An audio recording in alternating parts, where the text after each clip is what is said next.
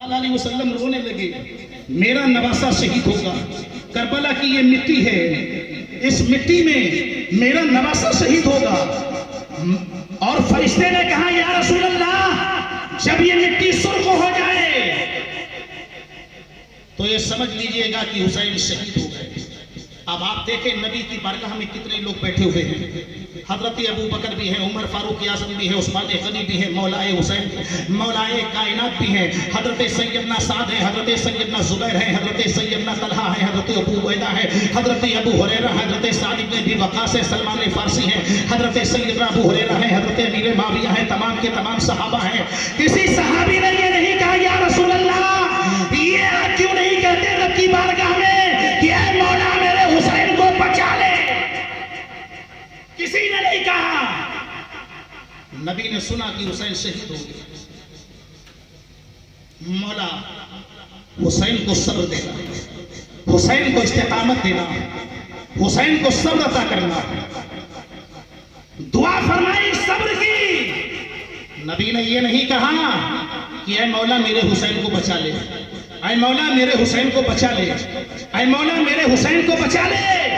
کسی نے نہیں کہا، کیونکہ نبی جانتے تھے کہ اگر حسین کو بچایا، حسین کے لیے دعا کری، حسین کو بچایا تو حسین تو بچے گا مگر اسلام نہیں بچے گا۔ اب اسلام کو بچانے کے لیے حسین کو کٹانا ہے، اسلام کو بچانے کے لیے حسین کو قربان کرنا ہے، اسلام کو بچانے کے لیے حسین کی قربانی دینا ہے۔ حضرت سیدنا نبی کریم صلی اللہ تعالیٰ علیہ وسلم کی گود میں آپ کے بیٹے حضرت سیدنا ابراہیم، دوسری طرف حضرت سیدنا امام حسین رضی اللہ تعالیٰ عنہ جلوہ افروز ہیں، جلوہ بار ہیں۔ حضرت سیدنا امام حسین رضی اللہ تعالیٰ عنہ نبی کی آغوش میں، نبی نور علی نور، ایک نور نبی کے داہنے زانوں پہ، ایک نور نبی کے بائیں زانوں پہ، دو نور نور کی گود میں۔ حضرت جبریل آئے یا رسول اللہ ایک کو آپ رکھیں اور ایک کو اللہ کے حوالے کریں۔ نبی نے اپنے بیٹے کو دیکھا، حسین پاک کو دیکھا۔ تھوڑی دیر کے بعد اب دیکھیے حضرت جبریل آئے کیا کہہ رہے ہیں، یا رسول اللہ آپ کو پاور ہے، آپ کو اختیار ہے، آپ اگر چاہیں تو حسین کو اپنے پاس رکھیں، آپ اگر چاہیں تو اپنے بیٹے کو اپنے پاس میں رکھیں، ایک کو اللہ کی بارگاہ میں بھیج دیں۔ نبی پاک نے اپنا داہنا ہاتھ اٹھایا، اٹھانے کے بعد میں حضرت امام حسین کے حضرت جبریل سمجھ گئے کس کو چھوڑنا ہے کس کو لے جانا ہے۔ نبی کا اشارہ ہاتھ رکھنا، نبی کا اشارہ، حضرت جبریل چلے گئے۔ 8ویں دن حضرت ابراہیم جو نبی کے بیٹے تھے وصال کر گئے۔ جب حسین تھوڑے بڑے ہوئے تو صدیق اکبر نے کہا کہ اے حسین تمہارے اوپر نبی نے اپنا بیٹا قربان کر کے تمہیں بچایا۔ حضرت عمر نے کہا تمہارے اوپر نبی نے اپنا بیٹا قربان کیا ہے تب تمہیں بچایا ہے۔ عثمان غنی کہہ رہے ہیں کہ اے حسین تمہیں نبی نے اپنا بیٹا قربان کر کے بچایا ہے۔ حضرت مولا کائنات نے بھی یہی فرمایا کہ اے میرے بیٹے حسین، اے میرے لگتے جگر حسین، اے میرے نور نظر حسین، اے میرے نور نظر حسین، اللہ کے نبی نے اپنا بیٹا دے کر کے تمہیں بچایا ہے۔ حضرت فاطمہ نے بھی کہا کہ اے میرے بیٹے حسین، اللہ کے نبی نے میرا بھائی تمہارے اوپر قربان کیا ہے تب تم بچے ہو، تب تمہیں بچایا ہے۔ حضرت سعد نے بھی یہی کہا کہ نبی نے اپنا بیٹا دے کے بچایا۔ حضرت ابو ہریرہ نے بھی یہی کہا نبی نے اپنا بیٹا دے کر کے بچایا۔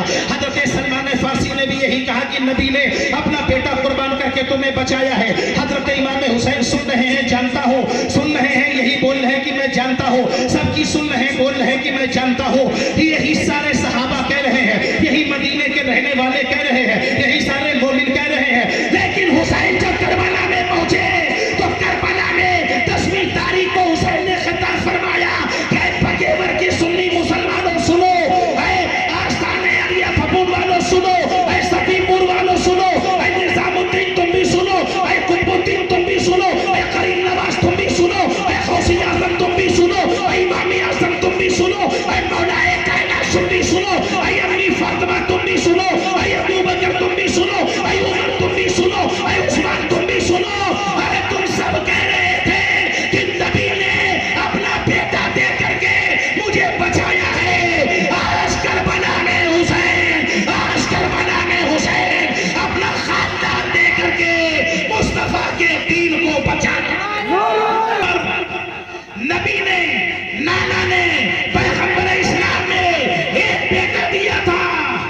لیکن آج حسین پورا کا پورا گھر دے رہا ہے، بھتیجا بھی دے رہا ہے، بھانجا بھی دے رہا ہے، 18 سال کا نوجوان بیٹا بھی دے رہا ہے، 6 مہینے کا بیٹا بھی قربان کر رہا ہے۔ اسلام کی عمارت بنائی حسین نے، اسلام کا قلعہ جس کا انتخاب سرزمین کربلا مصطفیٰ نے کیا،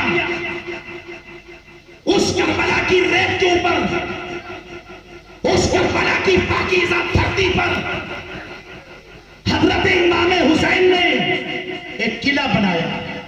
مسجد بن رہی تھی، جس وقت مینار کے اینٹ تراشے جا رہے تھے، پیاس لگے گی یہ حسین کو معلوم تھا، تعالی اکبر کی جوانی لگے گی یہ حسین کو معلوم تھا، کہاں پہ محمد لگے گے یہ حسین کو معلوم تھا، کہاں پہ ننھا سا اصغر لگے گا یہ حسین کو معلوم تھا، کہاں پہ حضرت قاسم لگیں گے یہ حسین کو معلوم تھا۔ اسلام کا قلعہ بنا رہے تھے، اسلام کی عمارت بنا رہے تھے، اور اس کے بعد میں جب سب لگ گئے تب حسین اس عمارت کی چھت بن کر کے اسلام کے اوپر قربان ہو گئے۔ اب یہ قلعہ اسلام کا بن گیا ہے، اب یہ اسلام کو مٹانے والا کوئی دوسرا پیدا کوئی دوسرا نہیں، کیونکہ کسی کے باپ نے نہیں بنایا ہے، اولاد رسول پاک نے بنایا۔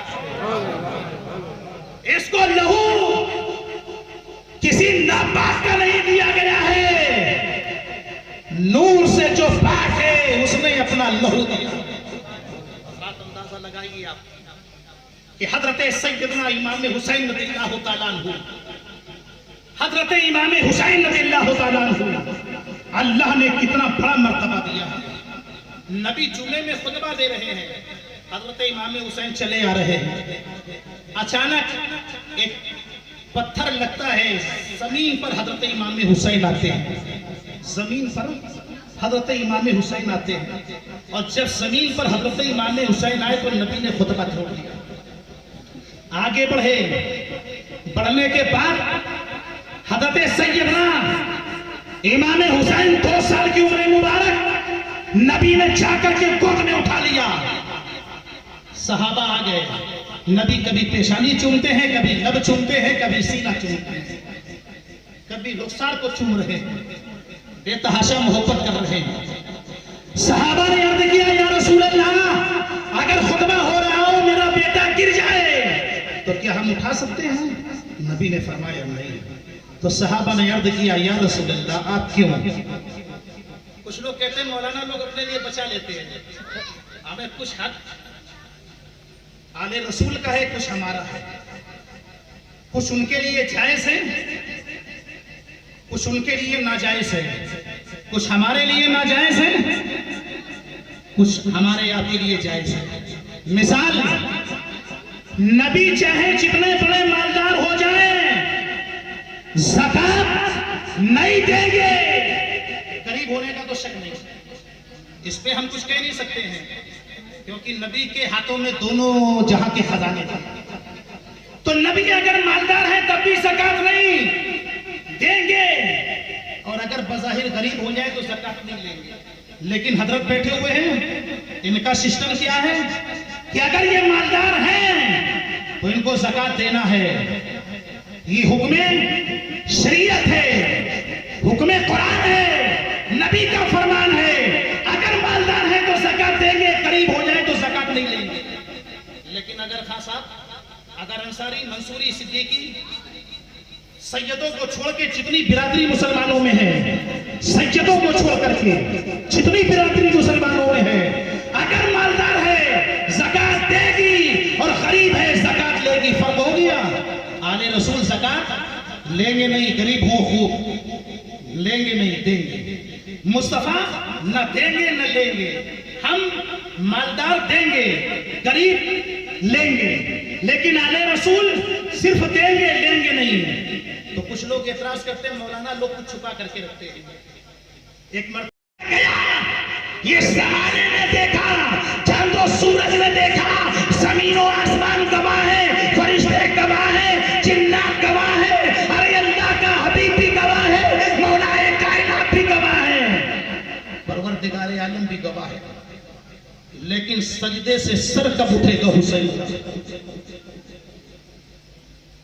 حضرت سے اگر بارگاہ میں خراج عقیدت پیش کر کے پوچھیں تو حضرت کی طرف سے یہ جواب ملے گا کہ سر جب امام حسین کا کربلا میں جھکا تھا، تو جب سے سر امام حسین کا جھکا ہوا ہے، اب اٹھے گا حسین کا سر میدان محشر میں کہ اے مولا، میں نے اپنے لالوں کو قربان کیا تھا، میں نے اپنے بیٹوں کو قربان کیا تھا اسلام کے لیے، اسلام کے لیے، اے مولا میرے محبوب کی امت کو بخش۔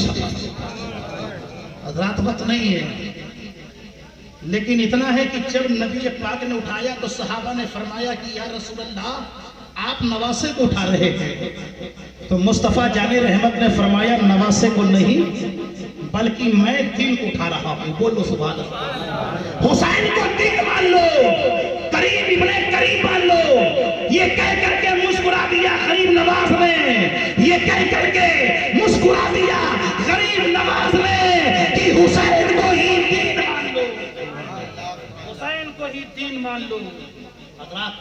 حضرت سیدنا امام حسین رضی اللہ تعالیٰ عنہ اسلام کے لیے، ہمارے لیے، اسلام کے لیے، ہمارے لیے انہوں نے اپنے اور اپنے خاندان کو کٹایا۔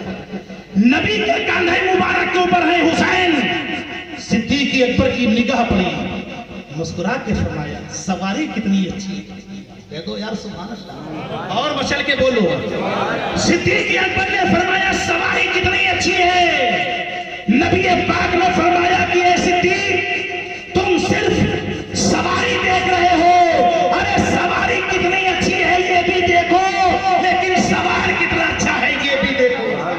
سواری بھی لاجواب ہے اور سوار بھی لاجواب ہے۔ حسین مدینے میں تھے تو نبی کے کاندھے نبوت کے اوپر، اب کربلا میں جب حسین ہے اور حسین نے اپنا سر دے دیا تو حسین کے کاندھے کے اوپر اسلام ہے۔ اللہ رب العزت کی بارگاہ میں دعا کریں، آل نبی کی صدقے میں، مولائے حسین کی بارگاہ میں ہماری اس گفتگو کو، ہمارے اس بیان کو مولا تبارک تعالیٰ پیارے حسین کی بارگاہ میں قبول فرما۔ وآخر دعوانا ان الحمدللہ استغفر اللہ ربی من کل